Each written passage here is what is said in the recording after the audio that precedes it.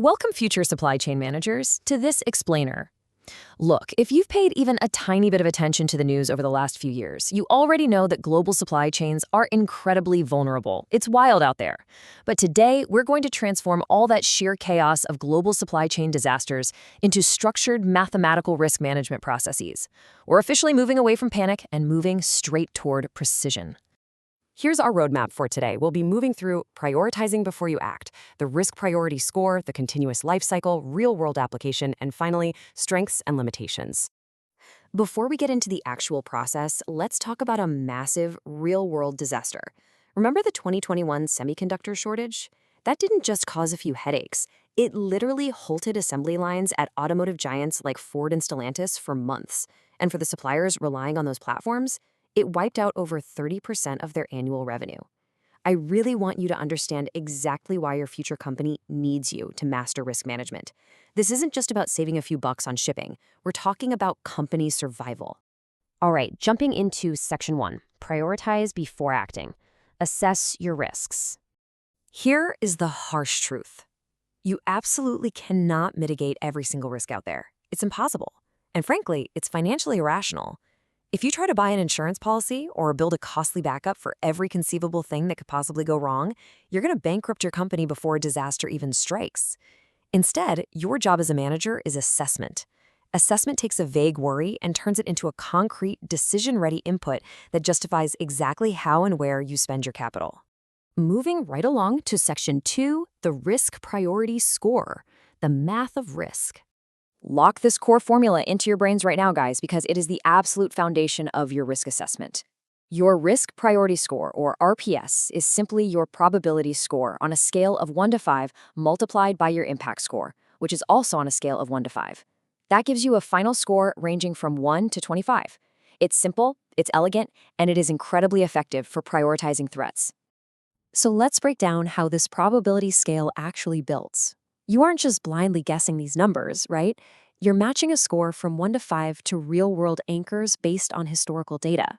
For example, a score of 4 means likely, but we aren't just saying, it feels likely. We define a 4 as something expected at least once per year. A perfect real-world anchor for this would be multiple annual winter road closures on the Trans-Canada Highway. We know from historical weather data it happens every single year. Anyone who has driven in Ontario in February can totally back that up. So it mathematically earns a 4.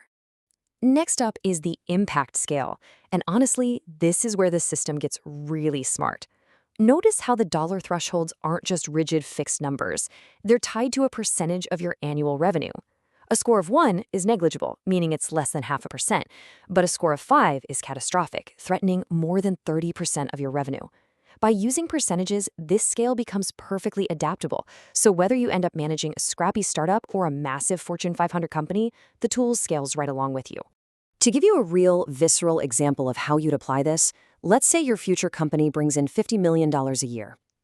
Using our scale, any disruption costing over $15 million, which hits that 30% threshold, is an automatic score 5. It's a catastrophic impact. You don't even need to debate it in a boardroom. The math tells you exactly how severe the bleeding is. Now, pay super close attention here because this is a massive rookie trap. Do not let a catastrophic impact trick you into scoring its probability as high. These two scales are entirely independent. Just because an earthquake wiping out your Toronto facility would be absolutely devastating, which is a clear impact of 5, does not mean it's likely to happen. In fact, its probability might be a 1. Your fear of the impact cannot inflate the probability score. Okay, so once you multiply your independent probability and impact scores, you check this priority band table. This tells you exactly how urgently you need to act. If you score between 20 and 25, that's critical. You must mitigate or avoid that risk entirely. On the flip side, if it's a 1 to 4, it's low risk. You simply retain it, meaning you just accept that an occasional one-day traffic delay is just part of doing business. The score dictates the strategy. But here's a quick warning for when you're out there making decisions. Equal scores absolutely do not imply equal risk profiles. A final score of 12 could be a high-probability, low-impact event, think frequent minor weather delays, or it could be a low-probability, high-impact event like a major supplier bankruptcy. How you handle a daily annoyance is completely different from how you handle a rare catastrophe, even if the math gives them both a 12. So always look at the underlying individual scores, not just the final product. That brings us to Section 3, Continuous Life Cycle, a never-ending process. Listen, risk management is not a one-time homework assignment that you just finish and shove in a desk drawer.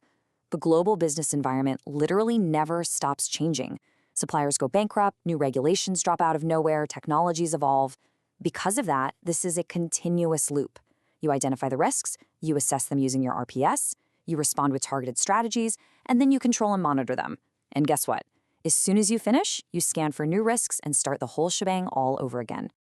Let's see what this actually looks like in practice with Section 4, Real-World Application, applying the cycle. Let's kick things off with sourcing. Imagine you identify that you're relying on a single critical supplier in Germany. You assess that risk and it comes out to an RPS of 20. That is a critical score, which completely justifies spending money to fix it. So your response is to dual source. You find a backup supplier in Mexico. Finally, your control step is to monitor the financial health and delivery times of that new Mexican supplier on a quarterly basis. Next up, transportation. Say you identify that severe winter weather frequently closes down your trucking routes through the Rockies. You assess this as a known unknown with an RPS of 12. Since you know it's coming, you respond by mitigating the risk. You increase your safety stock in your Western warehouses every single November. To control this over time, you track historical weather patterns annually, so you can adjust exactly how much buffer stock you actually need. And lastly, let's talk warehousing. You identify an aging electrical system in your central distribution center. You assess it and realize it's a low probability of sparking, but if it does, it's a catastrophic fire. That's an RPS of 10.